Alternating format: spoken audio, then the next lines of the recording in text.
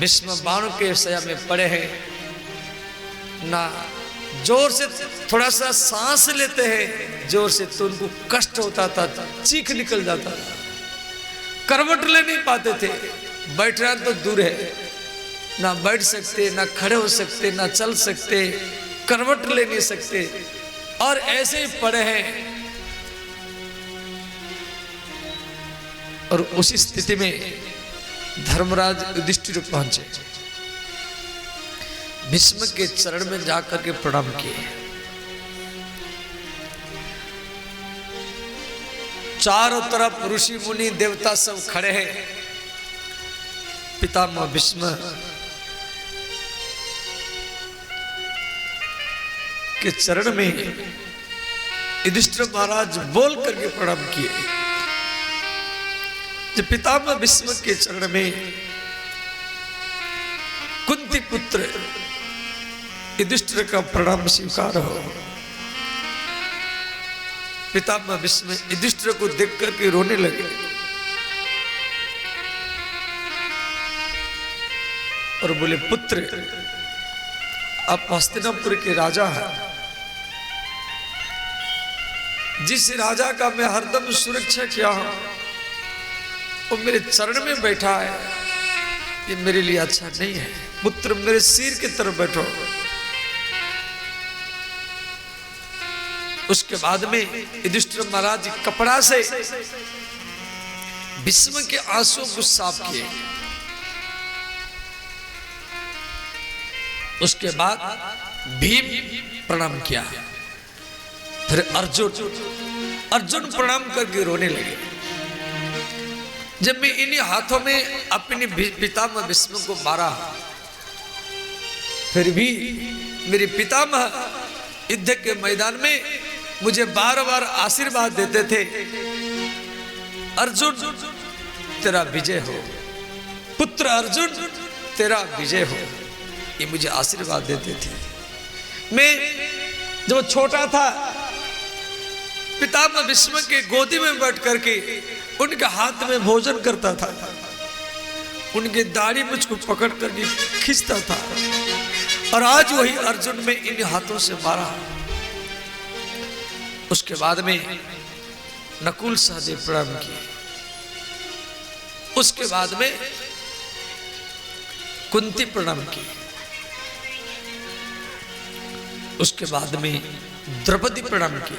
जब द्रौपदी भीष्म के चरण में प्रणाम किए, पितामह भीष्म बोले, बेटी मुझे क्षमा करना। द्रौपदी घबरा गई। भीष्म बोले, बेटी जिस समय हस्तिनापुर के राजसभा में दुर्योधन कहने पर दुशासन तेरे वस्त्र पकड़ कर खींच रहा था और तू मेरे ओर देख देख करके रो रही थी, तेरे मन में ये सोच था जी हाँ पितामह भीष्म है, मेरा कौन बिगाड़ सकता है। तब से मेरे मन में एक बहुत बड़ा सोच है, हस्तिनापुर के गद्दी का सुरक्षा करने वाला गंगा पुत्र भीष्म और आज एक स्त्री का सुरक्षा करने पाया। द्रौपदी क्या सोची होगी जब पितामह भीष्म के सामने मेरा वस्त्रहीन किया जा रहा है और पितामह भीष्म एक शब्द भी नहीं बोले। भीष्म बोले, बेटी मुझे क्षमा करना। उसके बाद में श्री पितामह का नजर श्री परशुराम जी के ऊपर पड़ा।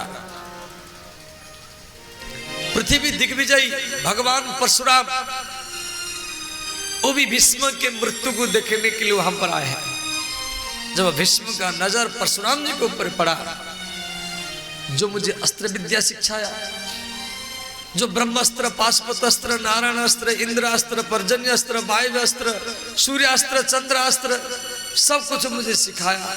और वो भगवान परशुराम भी मेरा मृत्यु देखने के लिए हम पर आए हैं, परंतु मेरा सामर्थ्य नहीं है जो मैं खड़े होकर के अपने गुरु जी के चरण में प्रणाम करूं।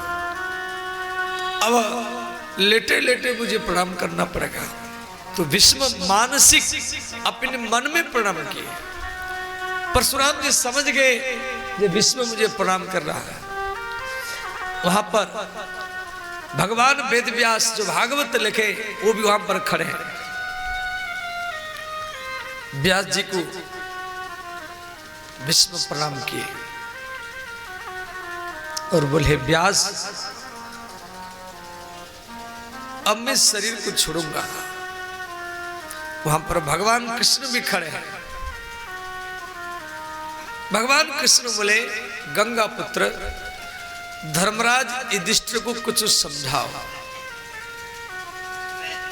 पितामह भीष्म ये बात को सुनकर के रोने लगे। पितामह भीष्म श्री कृष्ण को बोले, केशव, द्वारिकानाथ, वैकुंठनाथ, हे वृंदावन बिहारी, अयोध्यानाथ, हे रघुनाथ, एक स्त्री को पुत्र जन्म देते समय में जितना कष्ट होता है उससे 1000 गुना कष्ट मुझे हो रहा है। मेरे आंख को दिखाई दे नहीं रहा, मेरी प्राण मेरे शरीर को छोड़ करके जाने के लिए विवश हो रहा है। मुझे बोलने में भी कष्ट हो रहा है। मैं कैसे युधिष्ठिर को ज्ञान का उपदेश दूंगा। भगवान कृष्ण भीष्म के ऊपर कृपा दृष्टि बरसाए। पितामह भीष्म 56 दिन तक लगातार युधिष्ठिर महाराज को ज्ञान का उपदेश दिए, जिसको बोलते हैं युधिष्ठिर भीष्म संवाद, जो महाभारत के शांति पर्व में है, परंतु भागवत में संक्षेप में दिया गया है। यहां पर युधिष्ठिर महाराज जी प्रश्न करते हैं और पितामह भीष्म प्रत्येक प्रश्न का उत्तर देते हैं। बाणों के सया में पढ़े, अगल बगल में ऋषि मुनि देवता लोग वो भी सुन रहे हैं। इसके बाद में पितामह भीष्म शरीर त्याग करेंगे। 5 प्रश्न क्या है? दान धर्मान राजधर्मान मुख्य धर्मान विभागशः स्त्री धर्मान भगवत धर्मान समास व्यास योग्यतः।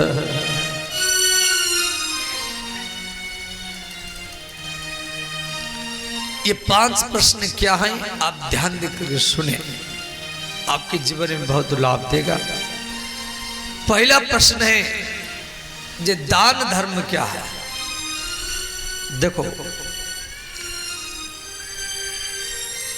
दान करने से धन घटता नहीं है,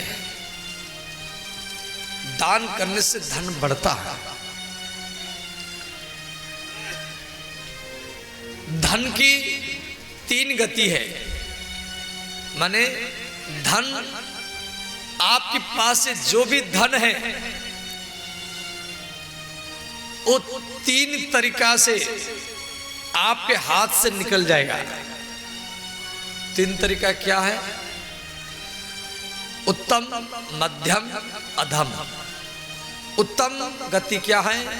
दान। जो धन आप दान में लगाया है वो आपको 1000 गुना, लाखों गुना मिलेगा, लाखों गुना मिल जाएगा। और ये उत्तम गति। दूसरा है भोग। यदि दान में नहीं लगाते तो भोग में लगाओ, जमीन खरीदी करो, घर बनाओ, पनीर लाओ खाओ, रसगुल्ला खाओ, और गाड़ी खरीदी करो, बिजनेस में लगाओ। तीसरा गति नाश। दान में लगाओ, दान में नहीं लगाएंगे तो भोग में लगाओ, और भोग में नहीं लगाएंगे सिर्फ इकट्ठा करेंगे तो तीसरा गति है नाश। या किससे लड़ाई होगा, वो धन केस लड़ते लड़ते समाप्त हो जाएगा। या कोई रोग होगा, वो धन इलाज करते करते चला जाएगा, या कोई चोर लूट करके ले जाएगा। और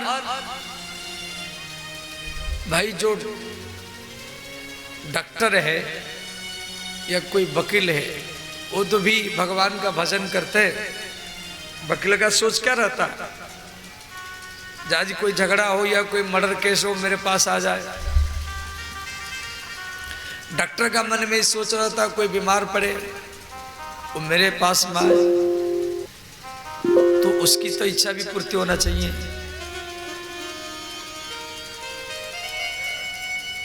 तो जिस प्रकार कथा सुनने से मन शुद्ध होता है, नहाने से शरीर शुद्ध होता है, उसी प्रकार दान करने से धन ही शुद्ध होता है।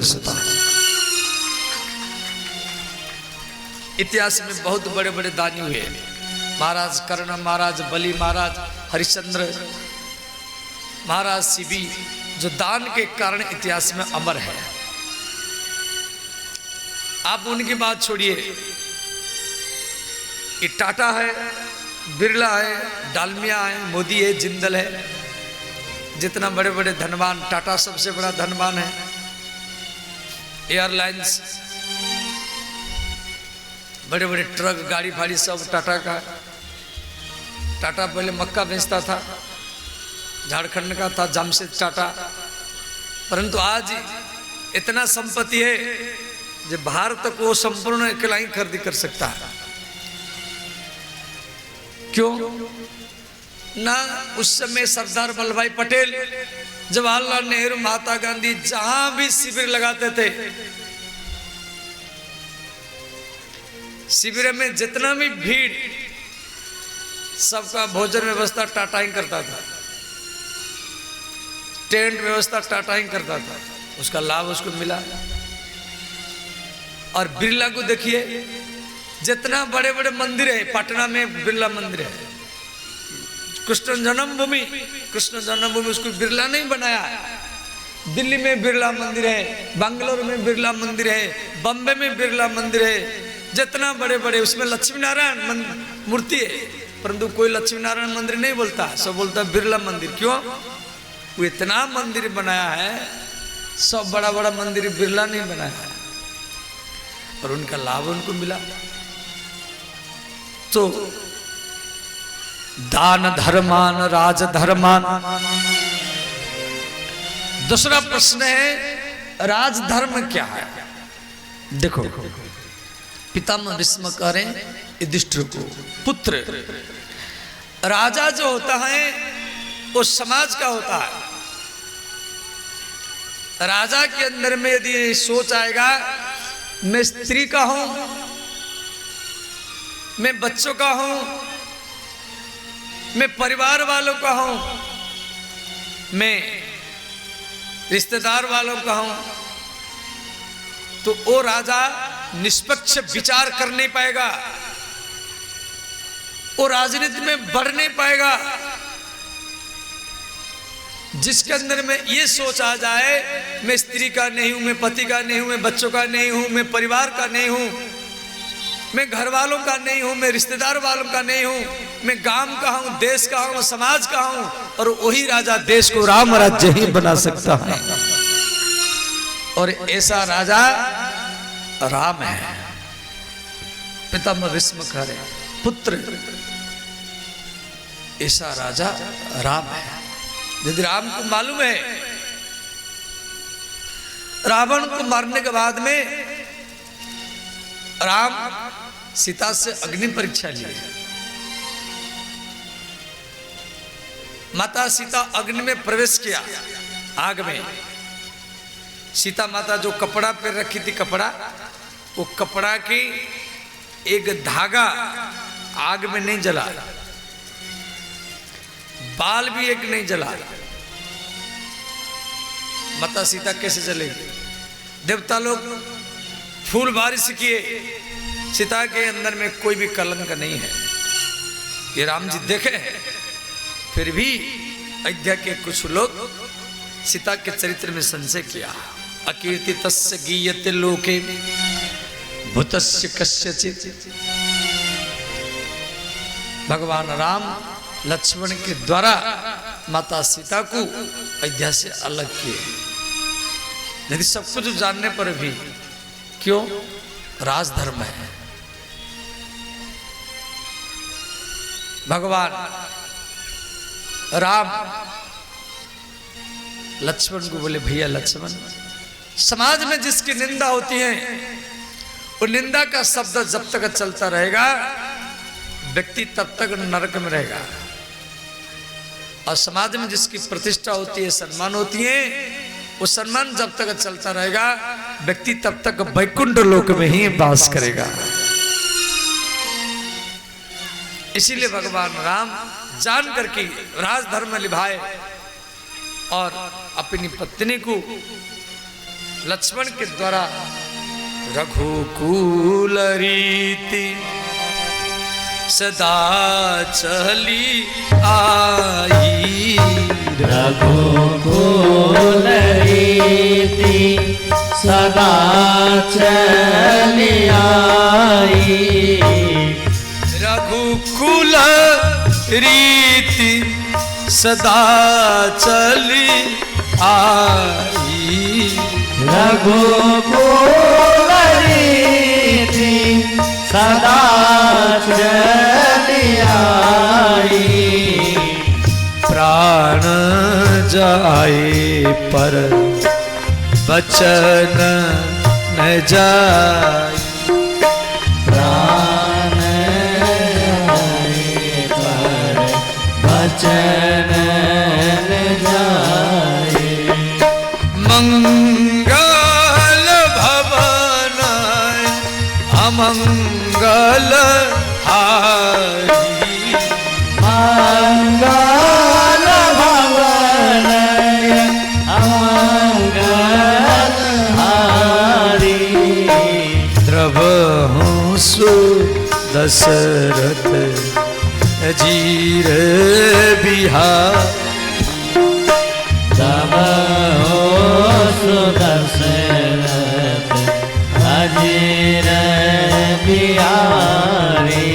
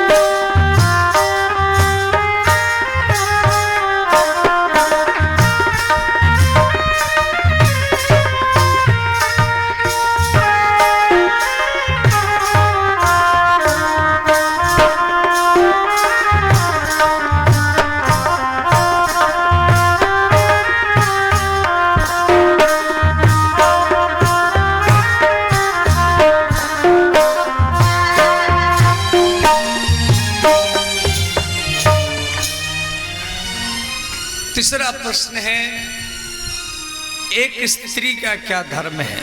ध्यान देना, स्त्री, स्त्री शब्द का अर्थ है स्वधर्मेण पतिम त्रायते इति सा स्त्री ही,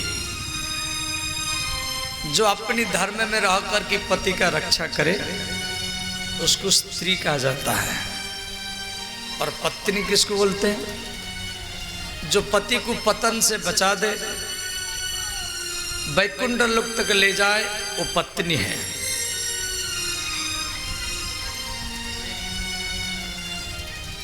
स्त्री के लिए पति का घर ही वैकुंठ है।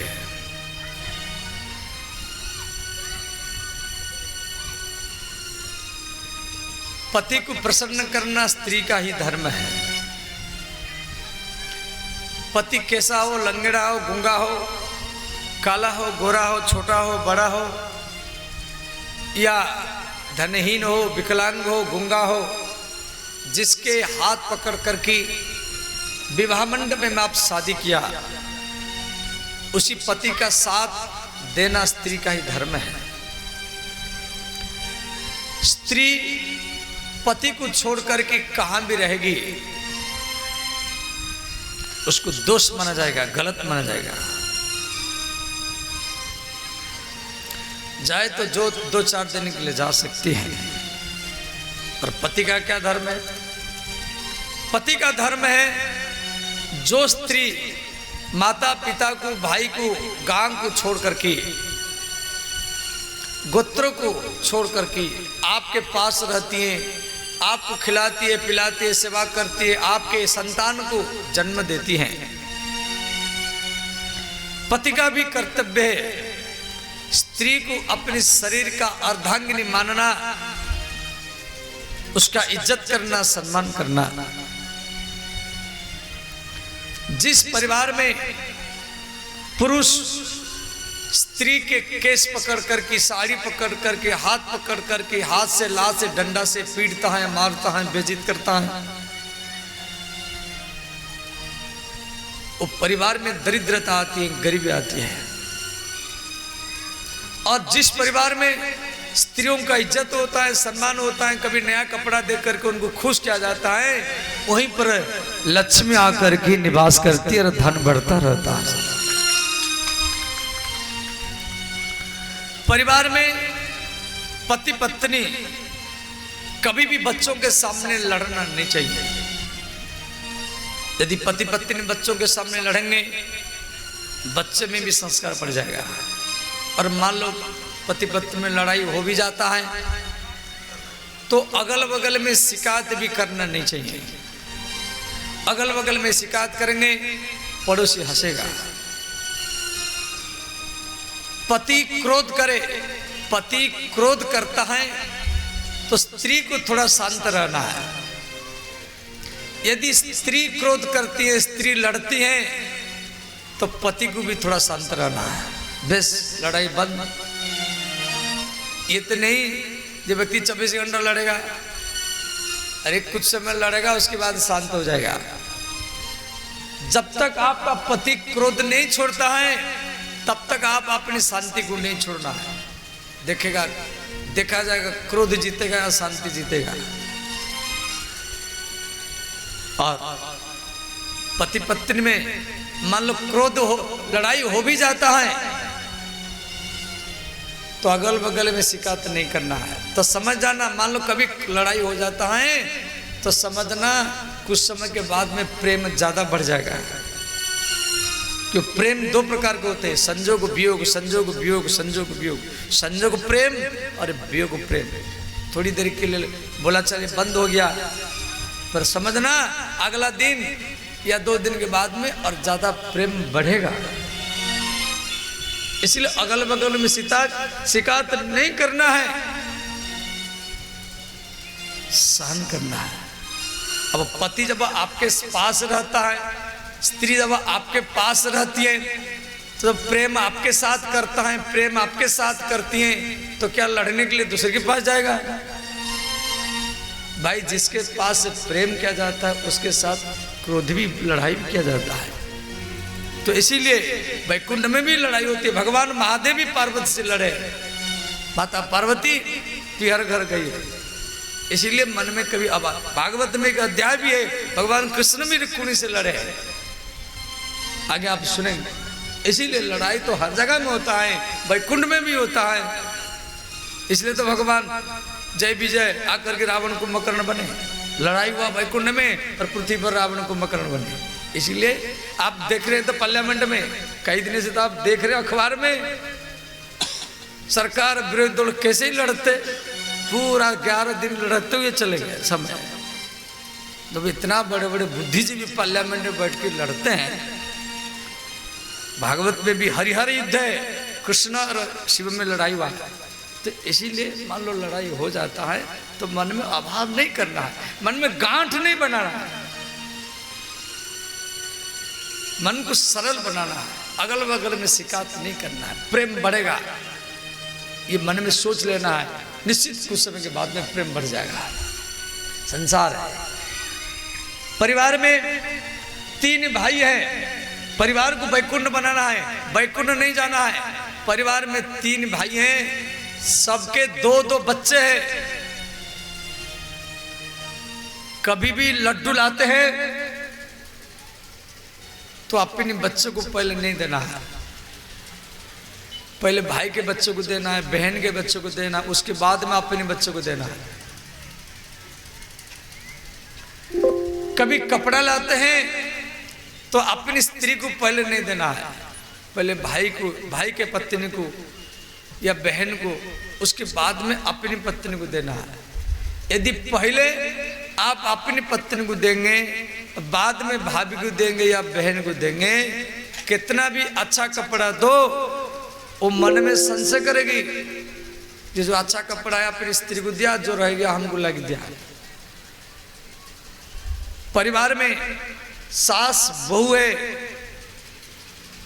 तो बहू के अंदर में सोच होना चाहिए, इस परिवार में मेरे पति मुझे प्रिय है और मेरे पति को मेरे सास ने ही जन्म दिया है।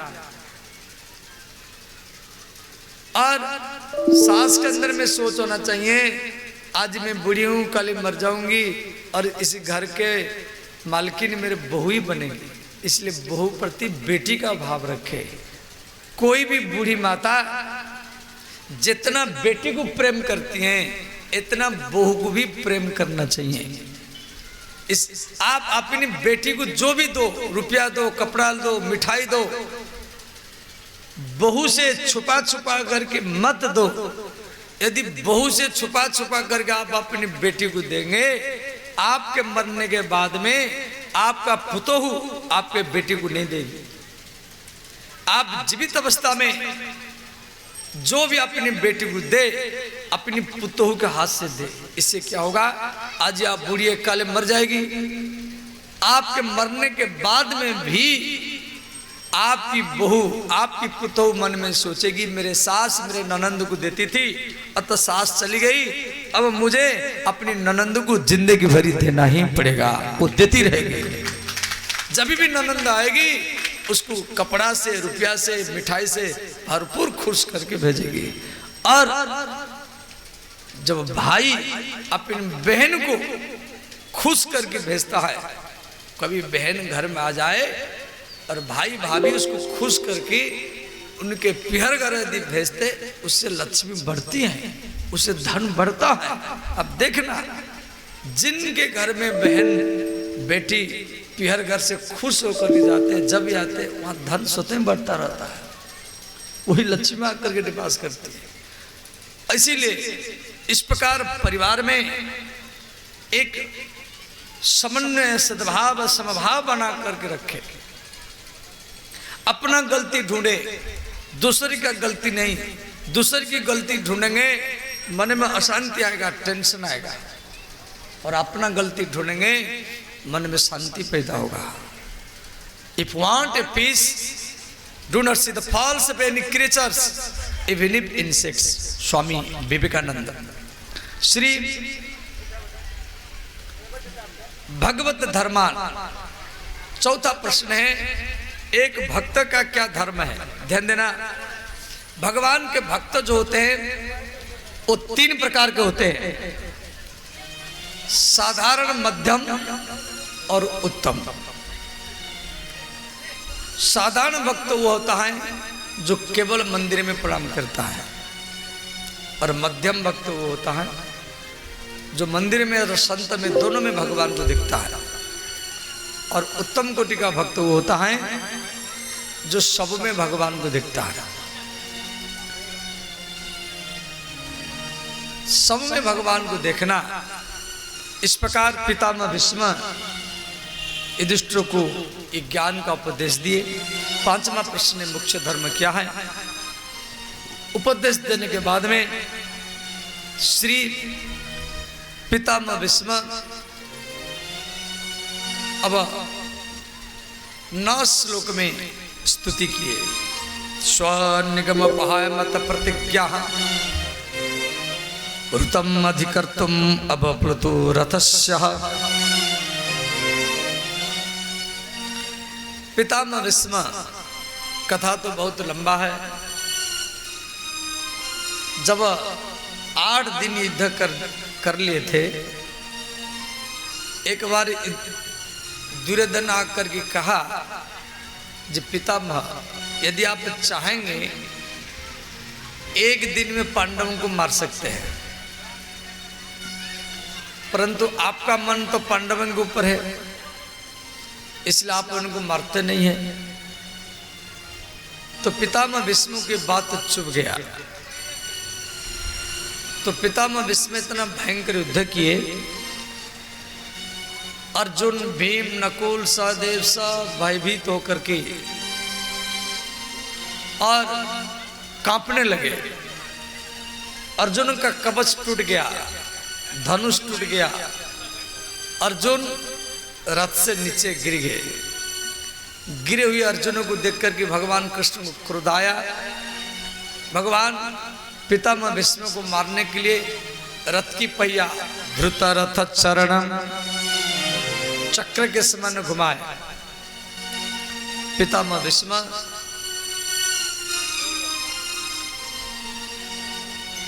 रथ से उतर गए, हाथ जोड़ करके प्रणाम किए, बोले भगवान अब प्रतिज्ञा किया था जब मेरा अस्त्र नहीं उठाऊंगा, और मैं प्रतिज्ञा किया था आपको अस्त्र उठा करके छोड़ूंगा।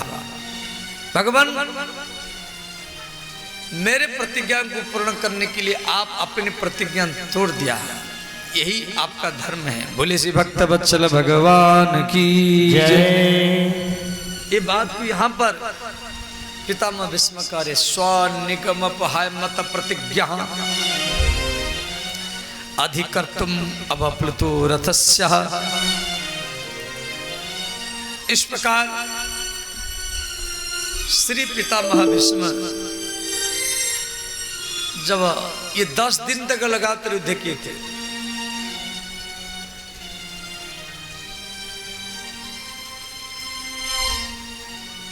दसवां दिन जब पितामह भीष्म लड़ने के लिए गए,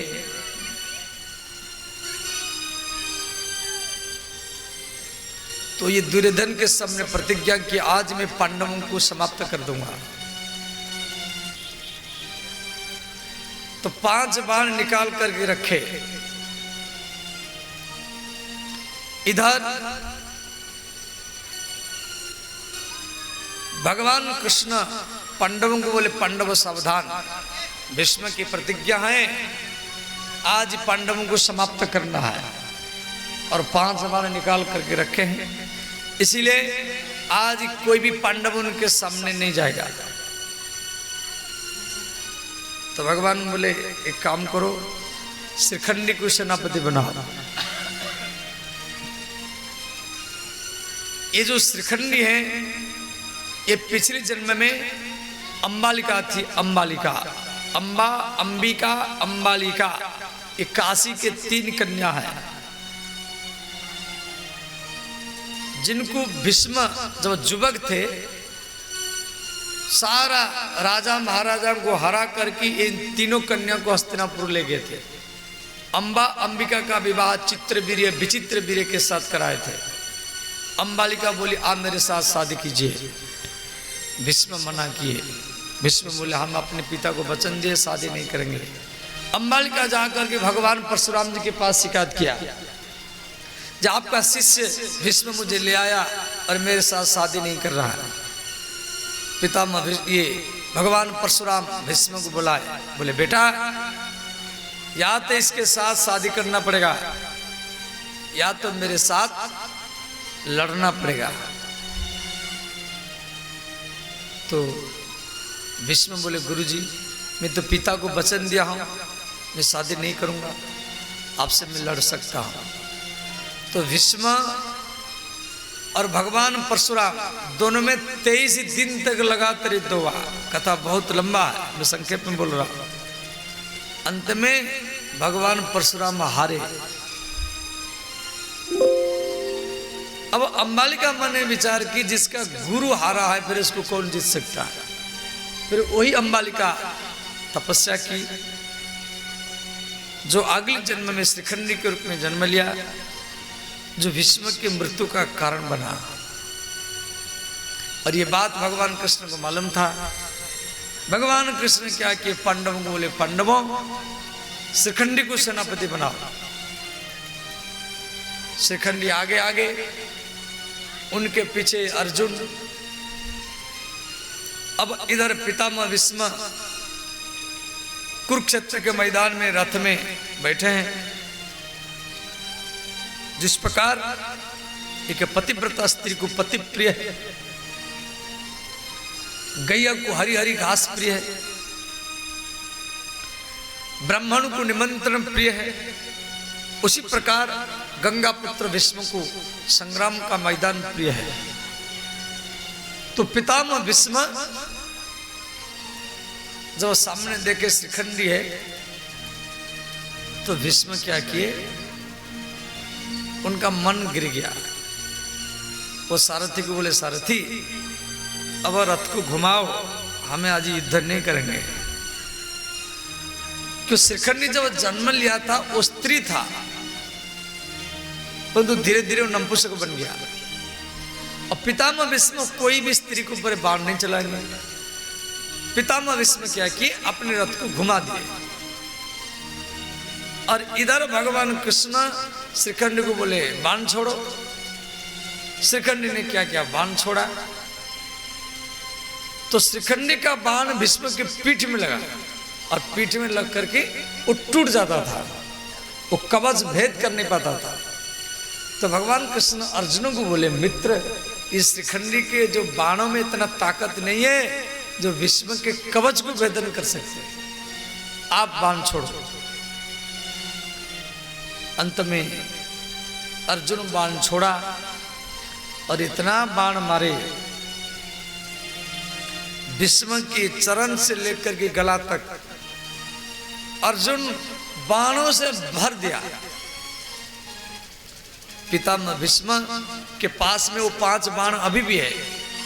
अरे अर्जुन जैसे 1-2 बाण मारा तो भीष्म तो घूम करके मार सकते थे, जिसमें पांडवों को मिटा सकते थे, परंतु पितामह भीष्म ऐसा नहीं किए।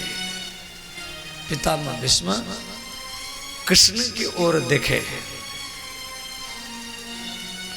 पितामह भीष्म मन में सोचे,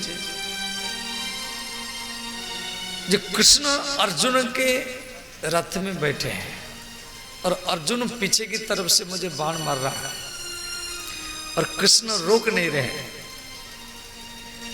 तो पितामह भीष्म समझ गए कि कृष्ण की इच्छा है मेरा मृत्यु हो, और कृष्ण की इच्छा के विरुद्ध में एक भी बाण नहीं चलाऊंगा। पितामह भीष्म अर्जुन को आशीर्वाद देते रहे, अर्जुन तेरा विजय हो, हे कृष्ण मित्र अर्जुन तेरा विजय हो, हे अर्जुन तेरा विजय हो, ऐसे आशीर्वाद देते जा रहे और अर्जुन बाण चलाता जा रहा। युधिष्ठिर महाराज दौड़ करके आए, बोले अर्जुन, पितामह भीष्म एक बूढ़े व्यक्ति है और एक बूढ़े व्यक्ति को इस प्रकार तो बाण मार रहा है, और वो भी हमारे परिवार का है।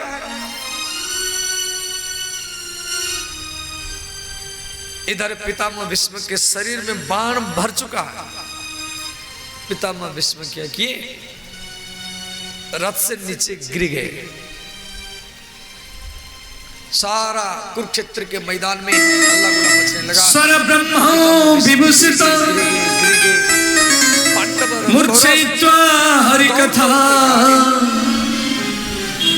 गायमा पांडव कौरव खड़े हैं। रथ से नीचे गिर गए, बाण भर गया शरीर में, मस्तक नीचे लटका हुआ। पितामह भीष्म बोले, पहले मेरे मस्तक को ऊंचा करो। तो दुर्योधन एक तकिया लेकर के आया, भीष्म मना किए।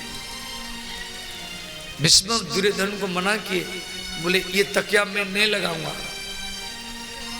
और अर्जुन को बोले पौत्र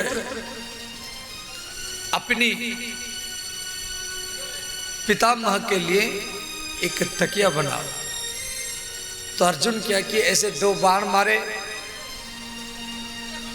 और भीष्म का मस्तक ऊंचा किए।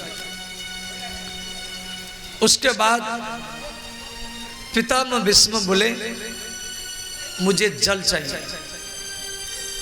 तो दुर्योधन एक घड़ा में जल लेकर के आया और पितामह भीष्म उस जल को स्वीकार नहीं किए, बोले ये जल हम स्वीकार नहीं करेंगे। पितामह भीष्म अर्जुन को बोले पौत्र अपनी पितामह को जल पिला। अर्जुन रोता हुआ जमीन पर बाण मारा और जमीन से पानी निकला, जिसको बोलते बाण गंगा, वो भीष्म के मुख में गिरता रहा। उसके बाद में पितामह भीष्म पांडव और कौरवों को बोले देखो आप सब थक चुके हैं, जाओ विश्राम करो, मेरे चारों तरफ एक खाई बना दो, गड्ढा बना दो, जैसे कोई कीड़ा बिच्छू चींटी चींटा मेरे ऊपर नहीं चढ़े। तो सब चले गए। अर्जुन क्या किए, भीष्म के चारों तरफ एक खाई बनाए। सब चले गए परंतु अर्जुन नहीं गया। अर्जुन भीष्म के चरण में बैठ करके रोते रहे। अर्जुन ने कहा पितामह मैं आपको छोड़ के नहीं जाऊंगा, आपके आगे पीछे हजार हजार दास दासी सेवा करते थे, आप कैसे रहेंगे? मैं आपका पंखा करूंगा, आपको खिलाऊंगा, कोई चींटी चींटा बिच्छू चढ़ेगा तो उसको हटाऊंगा, मैं नहीं जाऊंगा। पितामह भीष्म अर्जुन को समझाए, बोले बेटा मैं तेरे ऊपर खुश हूं, मेरा मृत्यु श्रीखंडी के हाथ में लिखा हुआ था, यदि श्रीखंडी के हाथ से मैं मरता तो मुझे कलंक लगता, परंतु आज मुझे प्रसन्नता है जब मैं अपनी पोता अर्जुन के हाथ से मरा और यही मेरी इच्छा कृष्ण ने ही पूर्ति किया, इसलिए मुझे प्रसन्नता है।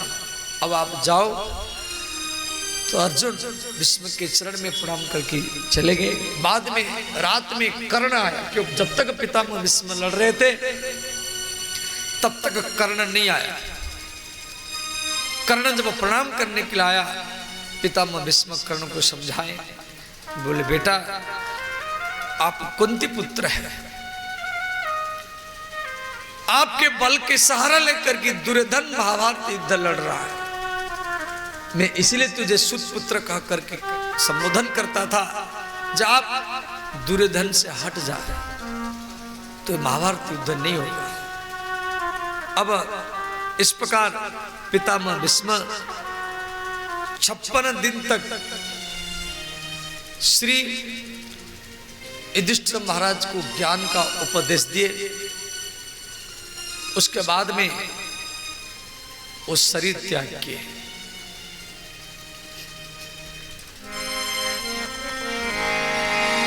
जब जाएगा यहां से कुछ भी न साथ होगा, 2 गज कफन का टुकड़ा तेरा लिबास होगा।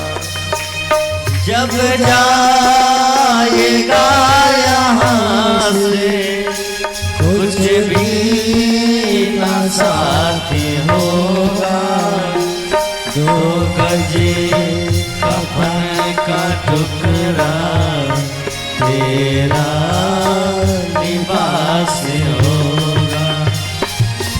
व्यक्ति जब मर जाता है, भार्या गृहद्वारे जना श्मशाने, धर्मानुगच्छन्ति गोजीव एकः कांधे पे धरी ले जाए परिवार वाले तेरे कांधे पर धर ले जाए परिवार वाले तेरे यमदूत लेप कर कर डोलेंगे घेरे घेरे यमदूत पकड़ कर डोले ये घेरे घेरे पीटेगा छाती अपनी पीटेगा छाती अपनी कुलवा उदास होगा 2 गज कफन का टुकड़ा तेरा लिबास होगा जब जाएगा यहाँ से कुछ भी ना साथी होगा 2 गज कफन का टुकड़ा तेरा लिबास होगा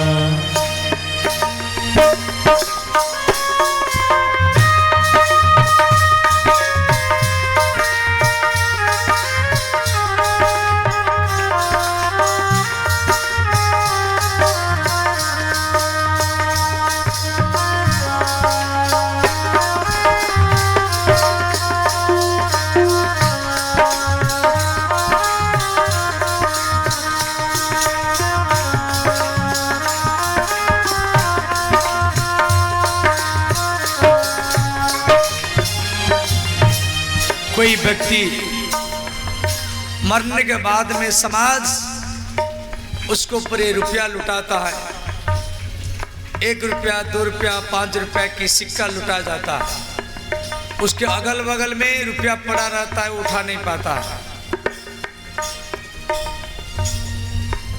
जिस धन के लिए सारा जिंदगी आप बिता दिया आज वो धन पड़ा है उठा नहीं पा रहा स्मशान में कोई सोचता है अरे छाती खोपड़ी जल्दी नहीं जलेगा या ज्यादा लकड़ी दो ज्यादा कंडा दो चुन चुन के लकड़ियों में रखी दे तेरे बदन को चुन चुन के लकड़ियों में रख दे तेरे बदन को आ करके झट उठा ले मेहतर तेरे कफन को आकर झट उठा ले महतर तेरे